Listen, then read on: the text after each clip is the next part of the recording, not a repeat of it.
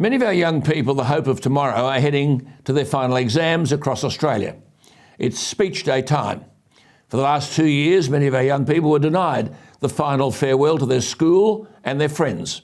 This was the consequence of these appalling and unexplained lockdown restrictions imposed by government, with little consideration of what impact this would have on the future of their students.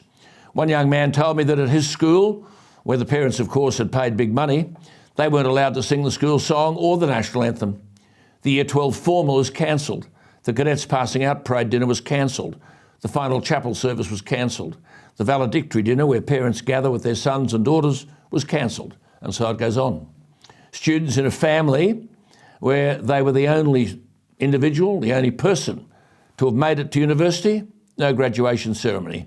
The degree certificate posted in the mail. And not a politician showing any concern for the damage done to these young people, and we may never know the full extent of the damage. Well, speech days are on again. I was confronted last week by parents complaining to me about what they'd heard in a speech day address at a time when these young people are making a transition from school to the wider world. They need an uplifting and motivating message. Instead, these parents were alarmed and incensed.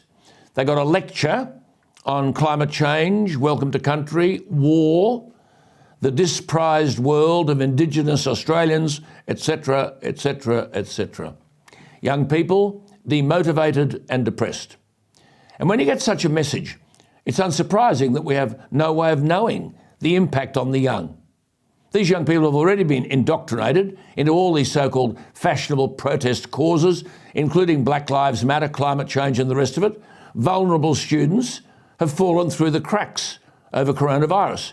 Schools don't have, and nor should they have, a proper review process to prevent, a frightening term, suicide clusters. Young people are constantly comparing themselves to others on social media and suffering mental health problems as a result. Lockdowns always ignored the statistics that teenage suicides surged during lockdowns. Mental health experts, ignored by government, have warned of the devastating effect lockdowns have had on young people. Such experts, as I said, are ignored. How has this crisis accelerated to this point? Well, I'll give you two blunt answers. The first is an appalling absence of political leadership. Young people are being confronted by uninformed, disinformed, illiterate, and often innumerate protest leaders urging young people to march for causes they don't understand, based on arguments that can't be proven, and trading on fear, which is destructive. I've argued for some time about the crisis in Western political leadership.